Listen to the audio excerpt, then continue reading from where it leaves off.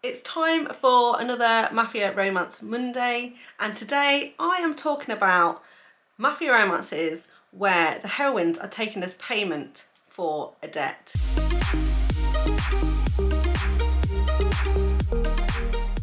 So a very common trope in mafia romances is where somebody owes a debt to a mafia family and a heroine, a main female character, is put forward as payment for that particular debt. Now this comes in all different shapes and sizes, but like I say, it is a fairly common sort of trope. Now we can be completely horrified by the fact that somebody is selling another person as a form of payment, and that these mafia men are happy to accept such a payment as well. But this is a mafia romances. They are dark romances, so we need to suspend our disbelief. We need to put aside our moral compass. We need to put aside what we would accept in normal society, and all we need to do is soak these storylines up and enjoy them for what they are, which is a bit of fantasy. Now, as I've said, this is a really common trope. However, when I was going through a lot of books that I'd read, I realised that quite a lot of books that I've read are actually dark romances that have this trope, but weren't specifically mafia romances, which did actually surprise me. That said, I have gone back over mafia romances that I've read in the last couple of years and have 10 recommendations for you today that I think if you enjoy this trope, you'll enjoy these stories. So the first one I want to talk about today is Illicit Monster by Maggie. This is book 4 in the Mafia Wars Island series, and it was the last one in that series as well. And in this one we're following Tynan, O'Connor and Maeve, and Maeve kind of belongs to the O'Leary family. And if you've been following this series, you'll know that the O'Connors and the O'Learys are rival families. We are obviously on the side of the O'Connors, so the O'Learys are very much the baddies, the villains in this story. Now what happens is, like, Maeve, like I say, is sort of part of the O'Leary clan very, very loosely, and her dad has a bit of a gambling, alcohol addiction, and is constantly borrowing money. And obviously he's the type of person that's going to borrow way too much and he's never going to be able to pay it back. The thing is, he owes the O'Learys quite a lot of money, but then when his kind of credit line runs out with the O'Learys, he turns to the O'Connors and borrows money from Tynan. Now when he can't pay it back, Tynan comes to collect the debt, and when he gets to the house to ask the dad for the money, he looks around and he realises that the house where Maeve's dad is living in, where Maeve herself actually lives as well, she lives with her dad, it's very, very sparse, because Maeve has basically been selling off everything that they own in order to pay, to make ends meet, to keep a roof over their head, keep them fed, but also to pay off her father's debtors. So they're in a pretty bad way. There's nothing left for them to sell, and so Maeve's dad offers Tynan Maeve as payment. Now he jumps at the chance because he's met Maeve before, he's kind of had his eye on her, and he doesn't hesitate to say, absolutely, I will take her. The thing is, Tynan suspects that her dad is trying to double cross him in some way, so he decides to take her there and then, and before anyone can do anything about it, he takes her to a church and gets married to her. So pretty much the choice is taken away from Maeve, and he does it so quickly that the dad can't change his mind or take it back, and no one else can intervene in this scenario either. And so Maeve becomes Tynan's unwilling bride, but ultimately they obviously then start to live in close proximity together.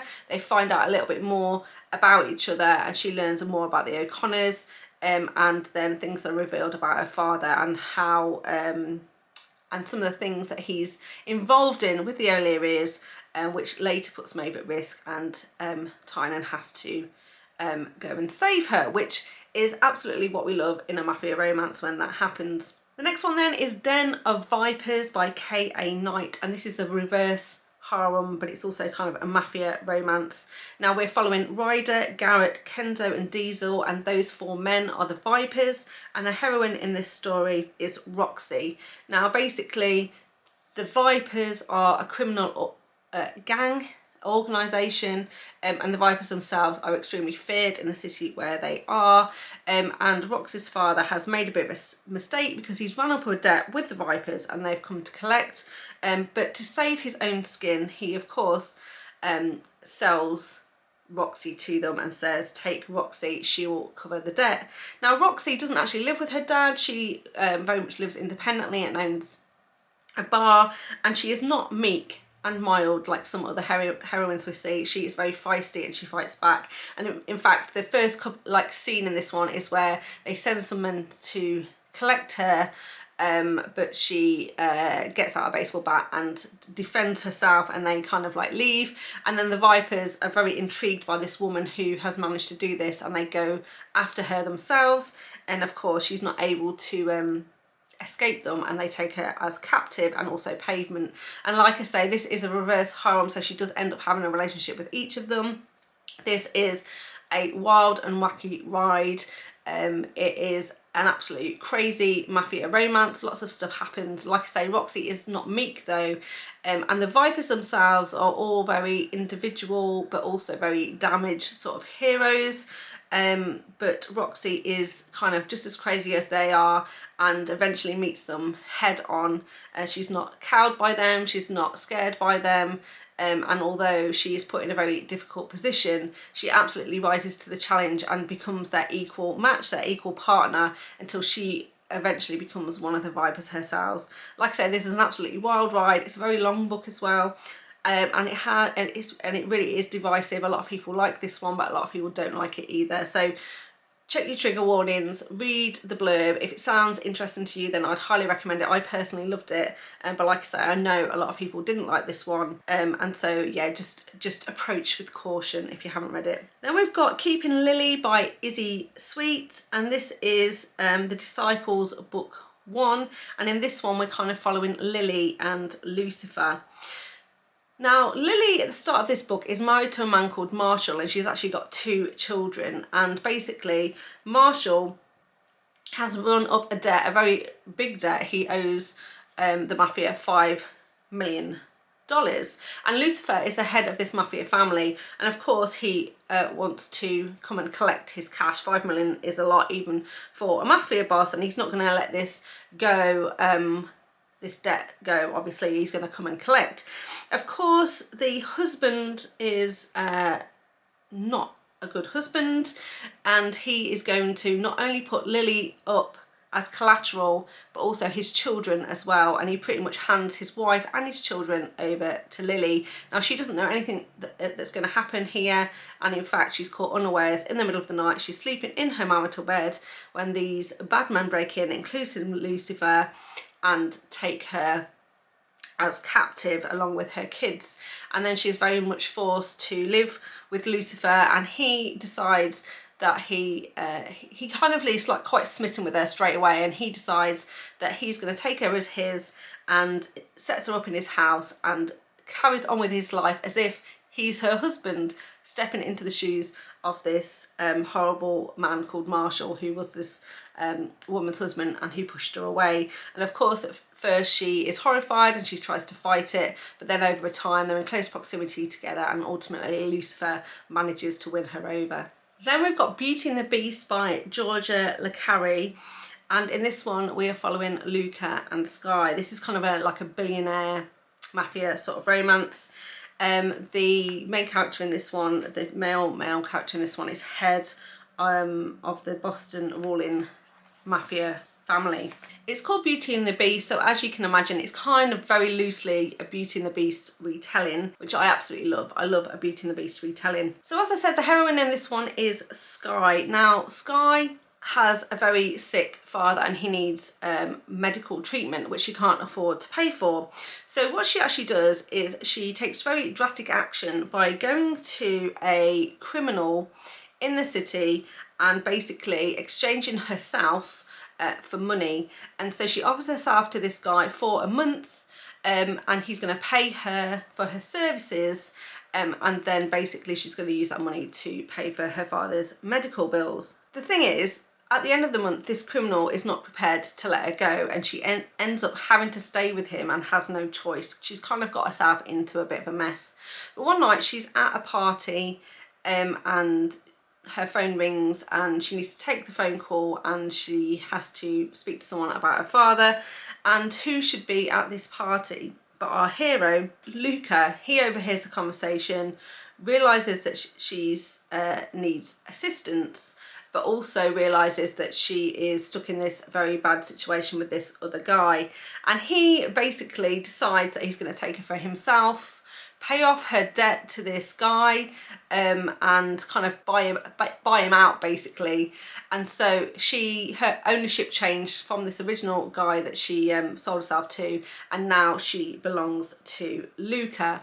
So this is an interesting take on owing someone a debt, because essentially she sold herself, and so it wasn't strictly a debt that she owed, but the guy was saying, no, you have to stay with me longer than a month to pay off what you need. And Luca steps in and kind of says, well, I'll pay off your debt to him, and I'll give you some additional money to support your father further, but now you belong to me. And so she has to go and live with this new guy. The thing is, it's definitely a step up for her. Luca is much better than the first guy that she was trapped with, and he takes much better care of her as well. Of course, they're now in close proximity together, and you know, what was originally intrigue on his part ends up being much more, and she obviously falls in love with him as well. I really like this book because there's a particular part in here that I really like. I'm not going to spoil it, but it does involve the FBI, who come to her because they know she is dating Luca, and they want her to basically gather evidence against him so that they can bring him down. And I really like the way this plays out, because it's how this is handled. Usually with these sorts of things, it might be a bit of miscommunication. He suspects that she maybe is going behind his back, or has betrayed him in some way, or she actually makes a stupid mistake to, you know, side with the FBI and get herself into all kinds of trouble. But this is a great setup and a great scenario, and I really like the way this ends up playing out. So that's the main part that I remember about this story, and really enjoyed it, and would recommend. Then I've got Her Mafia Daddy by Bianca Cole, and this is book 1 in the Romano Mafia Brothers series. I think there's 3 books in this series, all focusing on a different brother. In this one, we're following Kane and Jasmine, and essentially Kane has had his eye on Jasmine for a while. She is a bartender in a bar that is owned by her stepfather, and the mafia sort of frequent this establishment. And so Kane has definitely seen Jasmine around, and he's had an eye on her. The thing is, he's not going to do anything about this, because, you know, he's in the mafia, and he kind of like stays away, until the point where her stepdad ends up owing them quite a lot of money, and he makes a decision that he's going to offer up his stepdaughter in exchange to save his own life and to clear his debt. And Kane absolutely jumps at the chance for this, because he decides that he's going to seize the opportunity to get Jasmine exactly where he wants her. Now, of course, she's horrified. She's an independent person. She's like, I cannot be sold. This is not right. But of course, Kane is not going to take no for an answer, and ultimately she has to do what he says. But very similar to the other books like this, they end up being in a captive situation, a bit of forced close proximity. They have amazing sexual chemistry. And their relationship goes from there. Now, I always say with Bianca Cole, again, I feel like she is not necessarily going to be everyone's cup of tea. She does write obsessive, possessive, over-the-top heroes. There's usually a lot of non-consensual scenes, like forced spankings, that sort of stuff, as punishment. And in this one, there is a daddy kink as well, hence the title, Her Mafia Daddy. So just be aware of that one going in. But I always love her books. They're always a fun, easy read, and a fun, spicy read as well. Then I've got Red by Measha Stone, and this is book 3 in the Ever After series, and this is a Red Riding Hood retelling. And in this one, we're following Eric and Melinda. Now, what happens in this one is that Melinda's grandfather has a gambling habit, and he has spent all his money, he's run out of credit, and the only thing left he has to gamble with is his granddaughter, Melinda. Melinda, and unfortunately he loses this bet, and now Melinda belongs to the head of the mafia. And so this guy sends Eric, his nephew, to go and collect that debt. And this is why it's kind of a little Red Riding Hood retelling, because their first encounter is actually in a coffee shop. So he goes into town where the grandparents live, and she's also on the way to her grandmother's house for sort of to go and visit them, to have tea, dinner, whatever. And she stops off in a coffee shop, and she happens to bump into Eric in the coffee shop, and she sees that he's wearing a wolf necklace. So he's wearing a necklace with a wolf pendant on it, and so they kind of have this kind of like this meet cute, if you like, in this coffee shop.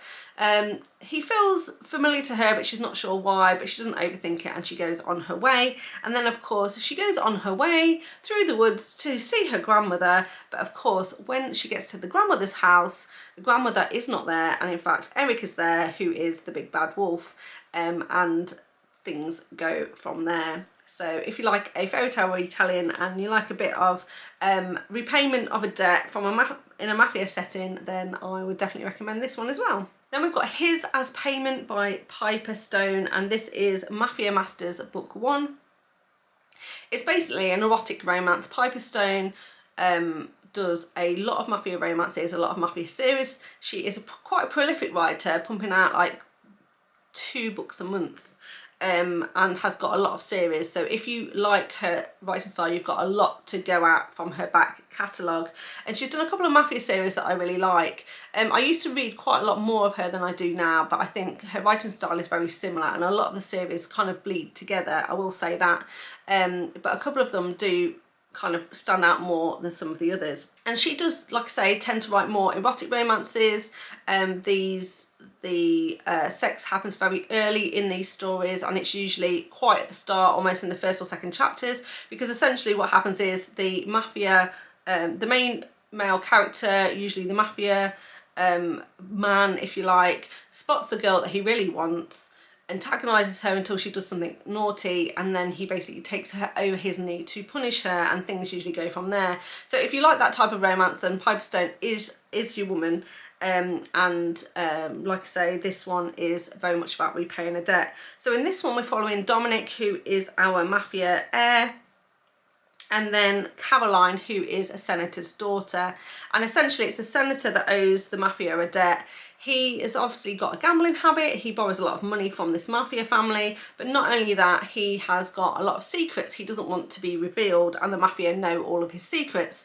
And so to kind of counteract the debt that he owes, and also to stop them spilling the secrets, because he's actually in the story he's going to try and run for president, so obviously he doesn't want anything bad to get out about him. So in order to keep the mafia quiet, he does a bit of a deal with them and hands his daughter over to Dominic. Then I've got Savage Vow by Zoe Blake, which is book 1 in the Ivanov crime family, and in this one we're following Gregor and Samara, and Gregor is head of a mafia family. Now Samara's parents sold her to Gregor to pay off her debt, and they have agreed that she'll be arranged in marriage to Gregor. Gregor's not a complete stranger to her, because her family do kind of occupy the same kind of environment as this mafia family, and she is friends with 2 other girls who have also mafia connections. However, she really doesn't want to marry Gregor. She's still really young, she's got a whole life ahead of her, and she's a budding artist and wants to pursue that dream. So her and her 2 friends concoct this plan to basically run away. One of them decides that she's going to stay behind because she can't go with them for reasons, but the other 2 then flee, and she manages to escape before she has to marry him, and she goes on the run for 3 years, and she does so very successfully, but Gregor does not stop looking for her, hunting her down, and every time he gets close she realises he's getting close, and she moves on to a new city. But basically we're 3 years down the track now, and Gregor has become absolutely obsessed with finding her, tracking her down. The more time that's gone on, the more angry he's got with her, but also the more fascinated he is with her. He can't believe how you know, how audacious she is. He can't believe that he's been tracking her for all of this time. She keeps getting away from him. He's really, really impressed with what she's done, but also, like I say, very, very angry about the situation. So when he finally catches up to her, he's not going to take this lightly. He's not going to take it sitting down. However, in all these years that he's been trying to find her, other people have been trying to find her as well. And by the time he catches up with her, she is in a spot of danger, and then they kind of have to go on the run together, and he has to work out how he's going to counteract the danger, and by being together in close proximity, kind of thrust into this scenario together, they obviously develop feelings for each other, and she realises that maybe she didn't want to run away from him after all. As always with Zoe Blake's heroes, again, is another example of very obsessive, over-the-top, possessive heroes. It's a Russian mafia hero, and I absolutely love those. When Zoe Blake writes them, they are usually on point, and would highly recommend. Then I've got In Debt to the Mafia by Rosa Milano, and this is the Obsessive Mobster series, book 1. Now, this is quite a short read. From memory, it's around the 200-page mark, and it's not my favourite out of the list here that I'm recommending. However, if you like a mafia romance and you like this trope, then I would definitely give it a go. While I remember thinking it's not the best story that I've ever read, I also felt compelled enough that I went on to read the whole series. And because these books are very short, it's really, really easy to read. They're very fast paced to read. You know, it's interesting enough to keep you engaged in the story and want to keep reading, but like I say, it's not going to change anyone's life anytime soon once you've read it. But I still wanted to include it on this list because, like I say, it does include this trope, and it's a slightly different take on it as well. The plot is a little bit more convoluted in order to arrive at the place where the heroine owes a debt. But essentially what happens in this one is we're following Amelia and Leo. Now, Leo is part of a mafia family, and Amelia is an ordinary person, not at all connected to the mafia, and she runs or helps to run an animal shelter in this very small, sleepy town. However, in the town there is a casino, and Amelia's boss is a bit of a gambler. He goes to the casino, he's always spending loads of money, he's always trying to win the next big bet. This animal shelter doesn't have a lot of wealth, doesn't have a lot of cash, and they rely very heavily on charitable donations and fundraising and that sort of thing. And Amelia's been working really, really hard to amass quite a bit of money to support the animal shelter and keep it open and do some restoration and to put in some more equipment so they can help more dogs and things like that. Unfortunately though, this boss, like I say, he's got himself into a bit of a gambling situation, and he takes all of the money that she's managed to gather and spent it at the casino. Also in this series there is a mystery surrounding these casino chips. On one side there is 10,000, the number 10,000. On the other side it just says Bellucci. And he happens to acquire one of these chips and hands it in at the casino, hoping that he's going to be able to use it for gambling, and that sets up a red flag. And this is what brings Leo to town, because Leo is tracking down these coins, which has been kind of like, you know, seen at this casino, and it brings him into town. And he's not the only one that's drawn in because of this casino chip. He manages to get to the casino, he does take the chip, but in doing so he's kind of like followed by other bad mafia men. He's shot at, and not only that, somebody shoots his dog. And so he's desperate to save the dog's life, and he takes it to this animal shelter where he basically, the first encounter he has with Amelia is to say, "Save my dog," and she's like, "Well, I'm not a vet, I just look after the animal shelter," and he's like, "I don't care, you need to save this dog's life." Anyway, there's more bad men come, more of a shootout, and he ends up leaving the casino coin with her and his dog, and he basically says, "Make sure the dog doesn't die, keep the coin safe, don't tell anyone I was here, I'm gonna come back for it." And then basically what we then find out is that her horrible boss has also signed some contracts, which means she's part of his debt now too. And so when Leo comes back for this casino coin and his dog, he's going to collect her as payment for everything that's gone down. So that's how that one kind of like goes. So like I say, it's a bit of a convoluted plot for this one, but I thought an interesting take on owing a debt, and also a very interesting mystery about what's going on with these casino coins. So like I said, it's not the best Mafia Romance series that I've ever read, but enough intrigue in there, and the books were short enough and easy to read that it kept me going through the whole series. So just one more to go, which is Bright Like Midnight by J. Wolfe. Now this is a bit of a wild card because it's technically not a Mafia Romance, but it is a dark college romance. And the reason I put it in here is because the main character in this one, Amir, is basically the brother of a criminal in this town who kind of, you know, they do, they're not full on mafia, but they're like criminal underground, and his brother is very much, you know, selling drugs around town, loaning out money to people and that sort of thing. So like I say, a little bit of a cheat. It's not technically a Mafia Romance, but it's part of a criminal world, and I really like this one, so I absolutely wanted to include it here. This is book 2 in the Savage You series, which I absolutely love, by Julia Wolfe, and like I say, we're following Amir, and the heroine in this one is Zadie.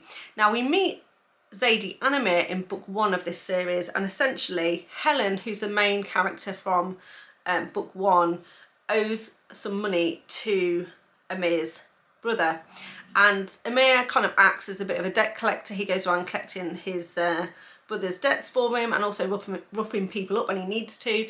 And basically what he does is he goes to Helen's apartment where she lives with Zadie, and kind of keeps Zadie hostage, and says, right, no, Zadie's going to stay here with me in the accommodation while you go and get my cash, and you better bring it back to me, otherwise something bad is going to happen to Zadie. Of course he doesn't touch Zadie, he doesn't hurt her at all, but they kind of have this this moment together. While they're together, Zadie is quite scared of him but also intrigued by him, and he's actually quite nice to her when they're together. Nothing bad happens, and they kind of go their separate ways. Zadie can't get him off her mind, and one day she is dating this other guy. There's a party that she knows Amir is going to be at, and so she deliberately makes sure that she gets to this party, and the boyfriend that she's sort of with, the bloke that she's with, happens to owe Amir's brother some money. So Amir sort of says, how dare you show your face here, I can't believe you came, but since you are here you need to give us the cash, and if you don't then I'm gonna beat you black and blue. And Zadie steps in and says, no, don't hurt him, I will repay his debt, and I will basically be your general dog's body for the next for the whole semester, basically, while they're at college.